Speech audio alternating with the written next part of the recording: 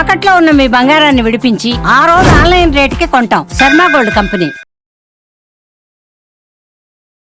నమస్కారం, welcome to Suman TV. నేను గీతాంజలి. విశ్వావసు నామ సంవత్సరంలో ద్వాదశ రాశుల వారి జాతక ఫలితాలు ఏ విధంగా ఉన్నాయో తెలుసుకుందాం. వివరించేందుకు ప్రస్తుతం మనతో పాటు ఉన్నారు శ్రీచక్రపీఠం వ్యవస్థాపకులు, ప్రముఖ జ్యోతిష్య పండితులు బ్రహ్మశ్రీ ప్రదీప్ జోషి గురువు గారు. వారితో మాట్లాడదాం. గురుగారు నమస్కారం అండి. శ్రీమాత్రే నమః. విశ్వావసు నామ సంవత్సరంలో సింహరాశి వారి జాతక ఫలితాలు తెలుసుకుందాం. ముందుగా వారి ఆదాయ వ్యయాలు ఏ విధంగా ఉన్నాయి? విద్యుద్ధామ సమప్రభాం మృగపతి స్కంధస్థితాం భీషణాం కన్యాభిక్కరవాలకేట విలసదస్తాభిరాసేవితాం హస్తైశ్చక్రగధాసికేట విషికాంశ్చాపం గుణం తర్జనీం బిభ్రాణాం అనలాత్మికాం శశిధరాం దుర్గాం త్రినేత్రాం భజే. శ్రీమాత్రే నమః. శ్రీ గురుభ్యో నమః. మేషాది ద్వాదశ రాశుల యొక్క ఫలితాలు మనం ఈ విశ్వావసు నవ సంవత్సరంలో తెలుసుకోబోతున్నాం. సింహరాశి. సింహరాశికి ఆదాయము 11, వ్యయము కూడా 11, అలాగే రాజపూజ్యం 3, అవమానం 6. సో సింహరాశి వారికి ఎలా ఉంది అంటే ఈ సంవత్సరము మీరు కావాలంటే ఈ సంవత్సరం మీ బ్యాంక్ అకౌంట్ చూసుకోండి, ఇయర్ ఎండింగ్ కూడా బ్యాంక్ అకౌంట్ చూసుకోండి. ఎంత డబ్బులు ఉన్నాయో మళ్ళీ అంతే డబ్బులు ఉంటాయి, కానీ డబ్బులు వస్తాయి. అది ఈ సంవత్సరం సింహము వేటాడాల్సిందే. మీ ఇంట్లో సింహరాశి వారు ఎవరైనా ఉంటే ముఖ్యంగా అమ్మా నాన్నలు ఏం చేయండి అంటే, ఈ సింహరాశి వాళ్ళు మీరే ఏం చేయండి అంటే, మీరు బయట వెళ్ళండి, ఒక వెదురు పుల్ల దొరుకుతుంది, మంచి వెదురు, లేదంటే ఒక లాఠీ. ఇది ముఖ్యంగా యంగ్స్టర్స్ 18 ఏళ్ల నుంచి 40 ఏళ్ల వరకు ఉన్న వాళ్ళు మీరేం చేయండి అంటే, మీ అమ్మగారికి కానీ మీ నాన్నగారికి కానీ ఈ ఉగాది రోజున ఒక లాఠీ గిఫ్ట్ ఇవ్వండి, ఒకటి గిఫ్ట్ ఇవ్వండి.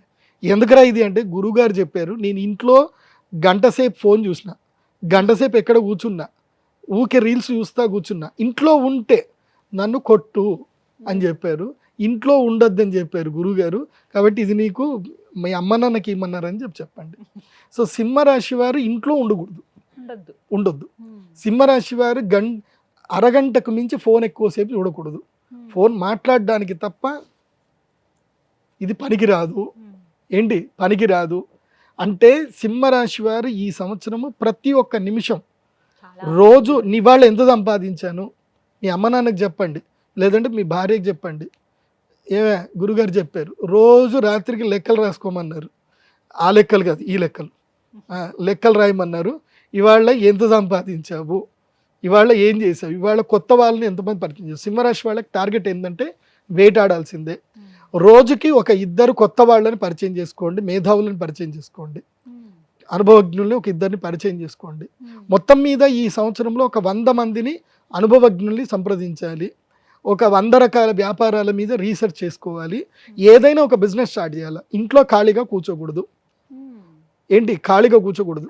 వీలైతే దోశ పిండి అయినా సరే ఇంట్లో పట్టండి, గ్రైండర్ ఇంట్లో బట్టి పొద్దున పూట వీధిలో ఎక్కడైనా బైక్ మీద నిల్చొనైనా దోశ పిండి అయినా అమ్మండి, ఇడ్లీ పిండి అమ్మండి, లేదంటే పానీపూరి చేయండి, లేదంటే వేప చెట్లన్నీ కూడా పిండి వేసి ఏదైనా వేయండి.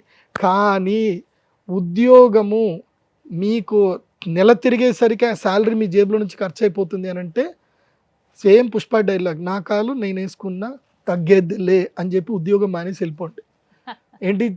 చాలని శాలరీ ఉంటే మానేయండి, వ్యాపారం చేయండి. సింహరాశి వారు ఈ సంవత్సరం ఎట్టి పరిస్థితుల్లో వ్యాపారం చేయవలసిందే. ఈ సంవత్సరం అఖండ రాజయోగం సింహరాశి వారికి ఉంది. ఒక్క అక్టోబర్ నవంబర్లో చిన్న డిస్ప్యూట్స్ అవుతాయి తప్ప సంవత్సరం అంతా సూపర్ టైం ఉంది. ఈ సంవత్సరం పోయింది అని అంటే మళ్ళీ 12 ఏళ్ల వరకు ఈ రాజయోగం రాదు. ఈ సంవత్సరం అఖండ రాజయోగం సింహరాశి వారికి ఉంది. ఎందుకోసం అంటే 11వ ఇంట గురువు వస్తే ఖచ్చితంగా వాళ్ళకి అదృష్టాన్ని ఇస్తాడు, అందులో డౌటే లేదు. కాకపోతే మీరు ఇంట్లో కూర్చుంటే ఎక్కడికి ఇస్తాడు అదృష్టుడు, ఇయ్యడు కదా. అందుకే నేను చెప్పా, దండం దశగుణం భవేత్. మీ ఆవిడ చేతికేడైనా కర్ర ఇవ్వండి, మీ అమ్మ నాన్నకైనా కర్ర ఇవ్వండి, కర్ర పట్టాల్సిందే. ఈ సంవత్సరం నేను సింహరాశి వారికి చెప్పేది ఏంటంటే, ఒక డైరీ తీసుకోండి, డైరీలో ప్రతిరోజు ఒకటి క్వశ్చన్ ఒకటే ఉంటుంది, ఆన్సర్ మాత్రం డిఫరెంట్ ఉండాలి. స్టూడెంట్స్ అయితే కనుక what I learn today, student దశ దాటితే వాట్ ఐ ఎర్న్ టుడే. ఎర్నా రెండిట్లో ఏదన్నా ఒకటి మాత్రం ప్రోగ్రెసివ్ ఉండాలి. అది లేదంటే మాత్రం అమ్మలు నేను మీకు చెప్పేది ఏంటంటే, మీ ఆయనను ఉపవాసం ఉంచండి, అర్థం చేసుకోండి, ఉపవాసం ఉంచండి. అయితే తప్ప జీవితంలో బాగుపడరు వీళ్ళు. ఎందుకోసం అంటే సింహరాశి వారికి అహంకారం ఎక్కువ. వాళ్ళు ఏ మాట ఎవరి మాట వినరు వాళ్ళు. నా మాటనే వినండి, బాగుపడతారు. గురుగారు చెప్పారు అని చెప్పి మీ అమ్మలు మీ ఆయనకి వీడియో చూపించండి, గురుగారు చెప్పారు చూడండి అని చెప్పి చూపించండి. సో అయినా మారుతారేమో చూద్దాం. కాకపోతే ఈ సంవత్సరం మాత్రం సింహం వేటాడాల్సిందే, కోట్లు సంపాదించాల్సిందే, ఎంతైనా అది సంపాదించాల్సిందే. లేదంటే రియల్ ఎస్టేట్ అయినా చెయ్యండి, ఏదో ఒక పని అయితే చేయాలి, ఖాళీగా ఖాళీగా అస్సలు కూర్చోవద్దు, రీల్స్ అస్సలు చూడొద్దు. అది పరిహారాలు ఏమైనా ఉన్నాయా గురుగారు వీరికి? పరిహారం ఎస్, అదృష్ట యోగం రావాలంటే ఆస్ట్రాలజర్ని అయితే సంపాదించాలి కదా. ఇప్పుడు నీకు ఏ పని చేయాలని గైడ్ ఎవడు చేస్తాడు? చేసేది ఒక ఆస్ట్రాలజర్. కాబట్టి గురుగారిని సంప్రదించండి. వెయిటింగ్ పీరియడ్ ఉంటుంది, 15 రోజులైనా వెయిట్ చేసుకొని అయినా సరే నన్ను కాంటాక్ట్ చేయండి. నన్ను లేకపోతే మీ దగ్గరలో ఎవరైనా ఉంటే మంచి పండితుల్ని కాంటాక్ట్ చేయండి. అక్షయ తృతీయ రోజు శ్రీ మహాలక్ష్మి యాగం చేస్తే అదృష్టం భరిస్తుంది. మీకు అదృష్టం భరించాలి అన్నా, మీకు ఎక్కడ లేని రాబడి మార్గాలు కనబడాలి అన్నా అక్షయ తృతీయ బెస్ట్ డే. ఎందుకోసం అంటే అక్షయ తృతీయ తర్వాతనే మీ గురువు మారుతున్నాడు, అదృష్ట యోగాలు వస్తున్నాయి. కాబట్టి అక్షయ తృతీయ ఏప్రిల్ 30వ తారీఖు రోజు ఇది ఒకటి కుబేర సంపుటి యంత్రం ఉంటుంది, అది నేను అక్షయ తృతీయ రోజే ఇస్తా, వేరే రోజు ఇవ్వను నేను. మీరు తర్వాత వచ్చే 1,00,000 రూపాయలు పెడితే ఇస్తా. అదే అక్షయ తృతీయ రోజు అనుకోండి 35,000 ఇస్తే చాలు, యంత్రం ఇస్తా.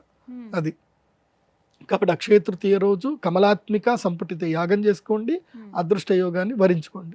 ఏ రాశి అనేది తెలియదండి, నక్షత్రం చాలా మందికి ఐడియా ఉండదు, ఏ రాశో తెలియదు. మరి మా జాతకాలు మేము ఎలా చూసుకోవాలండి? మాకేమో ఏమైనా పరిహారాలు చేసుకుందామన్నా ముందు నక్షత్రము రాశి అడుగుతున్నారు, అలా కూడా చేసుకోవడానికి వీలు లేకుండా పోయింది. ఇంక ఇంతేనా, తెలుసుకోవడం ఏమైనా కుదురుతుందా అని అడిగే వాళ్ళు చాలా మంది ఉంటారు. వారికి సమాధానం సింపుల్, నేను ఒకటే చెప్తాను.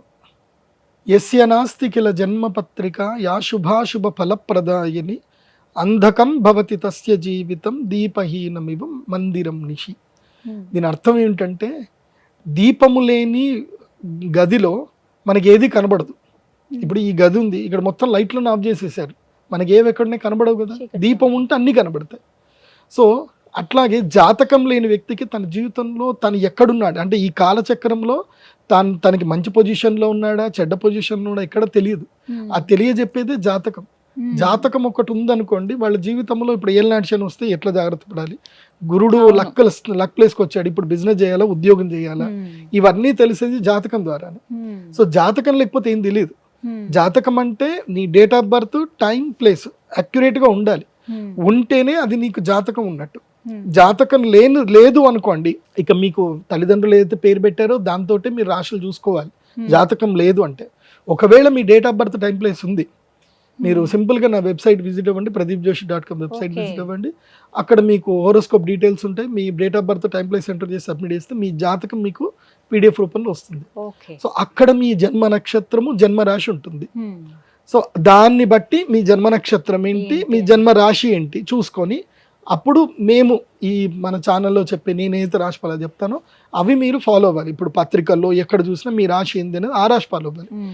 జాతకం ఉండి నంబర్ 1 ప్రిఫరెన్స్ ఏంది అని అంటే కనుక date of birth, time, place మీద వచ్చేదే ఒరిజినల్. అది లేదు అన్నప్పుడు ఇప్పుడు నీ పేరు రాము అనుకో, పేపోరారి చిత్తా నక్షత్రం తులారాశి అవుతుంది. నీ పేరు శ్రీనివాసు అనుకో, అది కూడా చిత్తా నక్షత్రము తులారాశి అవుతుంది. లేదంటే దాక్షాయిణి అని పేరు పెట్టుకున్నారు, భూధాబాడ పూర్వాషాఢ, సో పూర్వాషాఢ నక్షత్రం అవుతుంది, మకర రాశికి వెళ్ళిపోతుంది. సో ఇట్లా మీ యొక్క రాశిని ఏది తెలుసుకోవాలంటే పేరు బట్టి చెప్పే రాశి 100% అయితే ఫలితాలు ఇవ్వదు. జన్మ నక్షత్రం అంటే పుట్టిన సమయంలో ఉన్న నక్షత్రము రాశి మాత్రమే మోస్ట్లీ 80% యాక్యురేట్గా ఉంటుంది. అండ్ వన్ మోర్, రాశి ఫలాలు జనరల్ ప్రెడిక్షన్స్ అందరికీ ఇవి వర్తించవు. క్లియర్గా చెప్తున్నాను, రాశి ఫలాలు జనరల్ ప్రెడిక్షన్స్ అందరికీ వర్తించవు.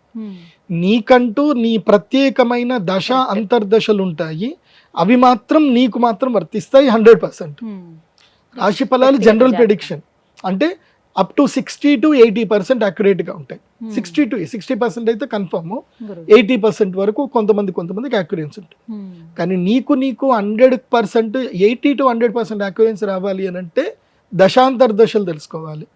సో ప్రతి ఒక్క వ్యక్తికి దశాంతర దశలు డిఫరెంట్గా ఉంటుంది. ఇప్పుడు మీరున్నారు, మీ అక్క చెల్లెలు ఉన్నారు, మీరందరూ ఇంట్లో ఒకే ఆర్థిక పరిస్థితుల్లో అందరూ ఒకే ఇంట్లో ఉంటున్నారు. కానీ అందరికి ఎవరి అదృష్టం వాళ్ళదే, ఎవరి నాలెడ్జ్ వాళ్ళదే, ఎవరి యోగాలు వాళ్ళదే. ఒకే ఇంట్లో ఉండే ఆడపిల్లలు, ఒక ఆవిడ తక్కువ చదువుకొని ఉండి పెళ్లి చేసుకున్న తర్వాత ఆవిడకి అదృష్టం రావచ్చు. ఒక ఆవిడ బాగా చదువుకొని జీవితాంతం ఉద్యోగం చేస్తూనే ఉండొచ్చు. చదువున్నంత మాత్రాన అదృష్టం వస్తుందని లేదు, చదువు లేనంత మాత్రాన దురదృష్టం అవుతారని లేదు. సో అదృష్ట దురదృష్టాలు చదువు మీద, స్కిల్ మీద పని చెయ్యవు. స్కిల్ అనేది జస్ట్ ఏదో బూస్టప్ చేయడానికి పనిచేస్తుంది తప్ప ఎంత స్కిల్ ఉన్నా అదృష్టమే పనిచేస్తుంది. లైక్ ఎగ్జాంపుల్ చెప్పాలంటే రజనీకాంత్ గారు, ఆయన్ని నార్మల్ వ్యక్తి చూస్తే ఆయన స్వయంగా చెప్పారు, నేను ఒక గుళ్ళో కూర్చున్నప్పుడు నన్ను బిచ్చగాడు అనుకొని ఒక ఆవిడ డబ్బులు వేసి వెళ్ళింది. అప్పుడు నేను నవ్వుకున్నాను. దేవుడు గనక నా పైన అనుగ్రహం చేసి ఉండకపోతే నేను సినిమా స్టార్ అని తెలియదు. ఒక నార్త్ గుడిలో కూర్చున్నప్పుడు, నార్త్ ఇండియాలో గుడిలో కూర్చుంటే ఆమె గుర్తుపట్టుకుని డబ్బులు వేసి వెళ్ళిపోయింది. సో ఇది నా పరిస్థితి. ఆయన అహంకారానికి వెళ్ళా, ఆయన తిట్లే. సో భగవంతుడు నన్ను ఇట్లా కరుణించాడు అన్న ఒక పాజిటివ్నెస్ లో ఆయన గొప్పవాడు. ఆ గొప్పతనం అనేది అందరికీ రాదు. అలాంటి బుద్ధి, అలాంటి విచక్షణ ఉంటే తప్ప దేవుడు అదృష్టాన్ని ఇవ్వడు అందరికి. రూపము, యవ్వనము, గుణము, సద్గుణం కాదు. అదృష్టం అనేది భగవంతుడు ఇవ్వాలి. అది ఇస్తే అది ఎవరికి ఇవ్వాలో వాళ్ళకే ఇస్తాడు. దానం ఎవడు చేస్తాడో, ఎవరికైతే ఇచ్చే గుణం ఉంటుందో, ఎవరికైతే పంచే గుణం ఉంటుందో వాడికే భగవంతుడు అదృష్టాన్ని ఇస్తాడు. ఊరికే అందరికి ఇవ్వడు. సో కాబట్టి జాతకం చాలా ఇంపార్టెంట్. ఇప్పుడు నేను రాశిఫలాలు చెప్తాను, కానీ చెప్పేటప్పుడు మీరు జాతకం లేకుండా మీ ఇష్టం వచ్చినట్టుగా మీ పేర్లతో చెప్పుకొని గురుగారు కరెక్ట్ చెప్పలేదు, అన్ని రాంగ్ వెళ్ళిపోతున్నాయి అనుకుంటే అది మీ పొరపాటు, నా పొరపాటు కాదు. సరిగ్గా సరి చూసుకుని ఎవరి రాశి ఏదో, నక్షత్రం ఏదో చూసుకుంటే సరిపోతుంది. ధన్యవాదాలు గురుగారు. నమస్కారం.